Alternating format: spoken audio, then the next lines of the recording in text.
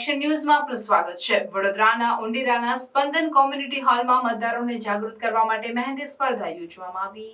વડોદરા લોકસભા બેઠકની તારીખ 7મી મેના રોજ યોજાનારી ચૂંટણીમાં મતદારોને જાગૃત કરવા માટે વિવિધ કાર્યક્રમો યોજાઈ રહ્યા છે। મતદાન આડે હવે માત્ર 5 જ દિવસ બાકી છે, ત્યારે જિલ્લા ચૂંટણી તંત્ર દ્વારા મતદાન જાગૃતિ માટે વિશેષ પ્રયાસોને વેગવંતા બનાવવામાં આવ્યા છે, જેના ભાગરૂપે વડોદરા શહેર જિલ્લાની તમામ આંગણવાડી કેન્દ્રોમાં મહેંદી સ્પર્ધા યોજવામાં આવી હતી, જેમાં મહિલાઓએ ઉત્સાહભેર ભાગ લઈને હાથ પર મહેંદી મુકાવીને મતદાન જાગૃતિનો સંદેશો ફેલાવ્યો હતો।